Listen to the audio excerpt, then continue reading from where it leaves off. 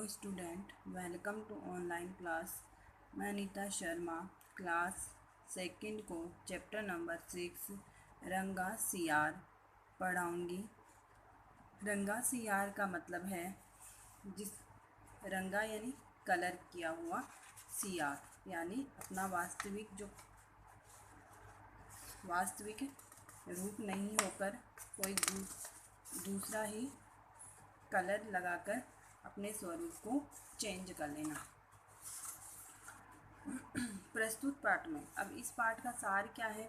इस पाठ का सार यह है कि प्रस्तुत पाठ में यह बताया गया है कि झूठ बोलकर किसी को भी अधिक समय तक धोखा नहीं दिया जा सकता। अधिक यानी बहुत ज़्यादा समय तक मूर्ख नहीं बनाया जा सकता है, क्योंकि किसी न किसी दिन सच सामने आ ही जाता है। तब किसी को भी पछताना पड़ सकता है। यानी यदि आप झूठ बोलकर कोई भी काम करते हो तो थोड़े दिन के लिए आप बच सकते हो, बाद में आपको बहुत बड़ी हानि होती है। तो इसमें क्या होता है, एक चिंटू नाम का सियार होता है। वह एक दिन क्या होता है, वह भूखा होता है। तो वह खाना खोजते खोजते किसी नगर में यानी किसी शहर में पहुंच जाता है। उस शहर में क्या होता है, कुछ कुत्ते उसके पीछे पड़ जाते हैं और उसको काटने के लिए दौड़ते हैं। तो वह अपनी जान बचाने के लिए एक धोबी के घर चला जाता है। तो वो क्या होता है, एक बर्तन में गिर जाता है जिसमें नीला रंग भरा हुआ था। तो वो क्या होता है, उसका कलर चेंज होता है, वो नीले रंग का हो जाता है और कुत्ते उससे डर जाते हैं और वहाँ से भाग जाते हैं। तब चिंटू सोचता है कि अरे वाह, ये तो बहुत अच्छा हुआ, मैं किसी भी जानवर को अब डरा सकता हूँ। तो वो क्या करता है, जंगल में जाता है और उसको विचित्र सा जानवर समझकर सारे जानवर क्या होते हैं, उससे डरने लग जाते हैं। तो वो क्या करता है, सब जानवर जितने भी जंगल में जानवर होते हैं उन सबको अपने पास बुलाता है और उनको अपना राजा बताता है। तो बाघ से सब क्या होते हैं, उसके डर के मारे उसके अधीनता स्वीकार कर लेते हैं। बाघ शेर को मंत्री बना देता है, बाघ को राज्य का रक्षक बना देता है, हाथी को सेनापति बना देता है। ऐसे करके वो वहाँ का राजा बन जाता है और उनसे अपना काम करवाता है। फिर एक दिन क्या होता है कि कुछ दूरी पर ही क्या करते हैं, आवाज़ करते रहते हैं, ज़ोर ज़ोर से चिल्लाते रहते हैं। तो उनका आवाज़ सुनकर वो रोमांचित हो जाता है यानी खुश हो जाता है और उनके आनंद से आँखों में आंसू भर आते हैं और वो भी उनको देखकर चिल्लाने लग जाता है। तो उनकी आवाज़ सुनकर जंगल के जानवर पहचान जाते हैं कि ये भेड़िया है और ये सियार है और ये इतने दिनों तक हमें क्या कर रहा था, बुद्धू बना रहा था। इसलिए वो क्या करते हैं, उसको मार देते हैं वहीं पर। तो ऐसा काम कभी नहीं करना चाहिए जो हमें आगे चलकर नुकसान पहुंचाए। तो आगे हम पढ़ेंगे, एक बार किसी वन में एक चिंटू नाम का सियार रहता था। एक दिन वह भूख से व्याकुल होकर खाने की खोज में भटकता हुआ वह किसी नगर में पहुंचा। वहाँ के कुछ कुत्ते उसे देखकर उसके पीछे लग गए तथा उसे दांतों से काटने लगे। अपनी रक्षा करता हुआ वह रक्षा का मतलब होता है अपनी जान बचाता हुआ वह किसी धोबी के घर घुसा। धोबी का मतलब जो कपड़े धोने वाला होता है वह, और भटकता का मतलब होता है घूमता हुआ।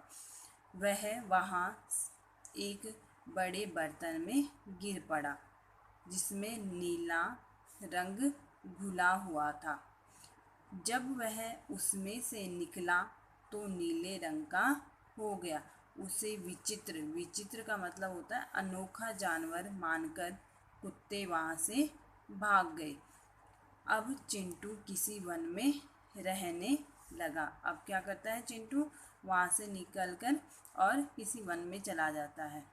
जब उस वन में जानवरों ने उसे देखा वे उसे विचित्र जानवर समझकर भयभीत का मतलब होता है डर कर, भयभीत हो गए या डर गए होकर इधर उधर भागने लगे।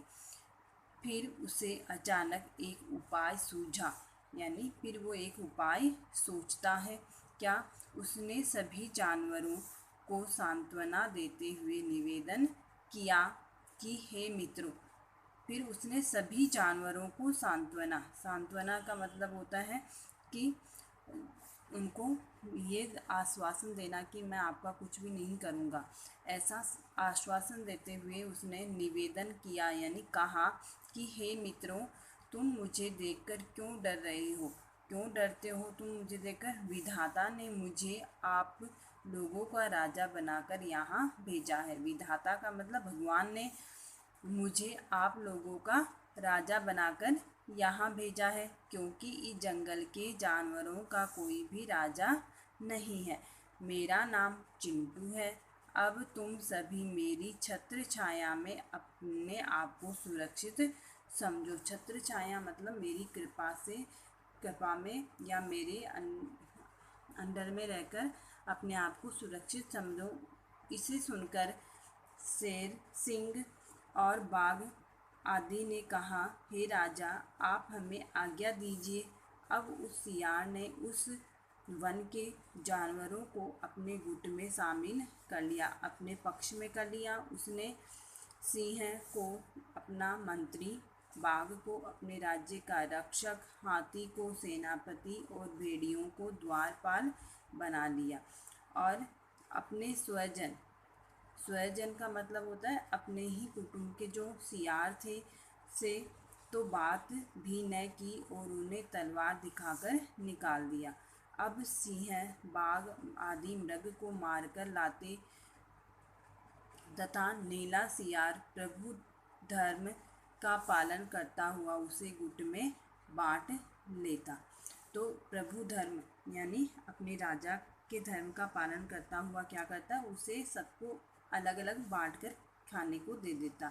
ऐसे ही बहुत समय बीत गए। एक बार चिंटू सभा लगाकर बैठा हुआ था। उससे कुछ दूरी पर से सियारों की कोलाहल सुनाई पड़ा। कोलाहल का मतलब होता है शोर। काफ़ी समय तक उस स्वर को सुनकर उसका शरीर रोमांचित हो गया, यानी बहुत देर तक उन सियारों की आवाज़ सुनकर उसका शरीर प्रसन्न हो गया। उसकी आंखें आनंद के आंसुओं से भर गई तथा उसने जोर जोर से अपनी असली आवाज़ में चिल्लाना शुरू कर दिया। उसकी आवाज़ को सुनते ही सिंह आदि को समझने में देर न लगी कि यह चिंटू सियार ही है।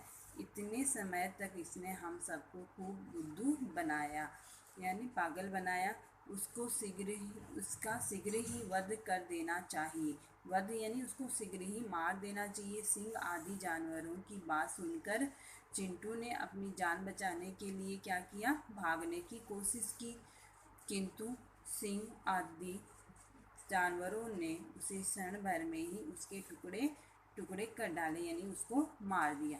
अब इस चैप्टर से हमें क्या शिक्षा मिलती है कि अपनी वास्तविकता कभी छिपाने का प्रयास नहीं करना चाहिए, यानी अपनी असलियत कभी भी नहीं छिपाना चाहिए कि मैं कैसा हूँ, अन्यथा जीवन में बहुत पछताना पड़ सकता है। जैसे आपको कुछ भी नहीं आता है तो आप बोलते हो मुझे बहुत कुछ आता है। आप अपना होमवर्क अपने घर से करके ले आते हो, फिर बोलते हो कि मुझे सब कुछ आता है, लेकिन जब आपकी रियलिटी आपकी टीचर को मालूम पड़ती है तो आपकी बहुत इंसल्ट होती है। तो ये था आपका आज का चैप्टर, ये आपको पढ़ना है और इस कहानी को अच्छे से समझना है और इसके जो शब्दार्थ हैं वो आपको अपनी नोटबुक में राइट करने हैं। तो शब्दार्थ हैं क्षण यानी पल, समीप यानी पास या नज़दीक, व्याकुल बेचैन, सांत्वना आश्वासन, विधाता भगवान, स्वजन यानी अपने, कोलाहल शोरगुल, बुद्धू मूर्ख, वध हत्या। तो ये आपको अपनी नोटबुक में राइट करने हैं। Thank you.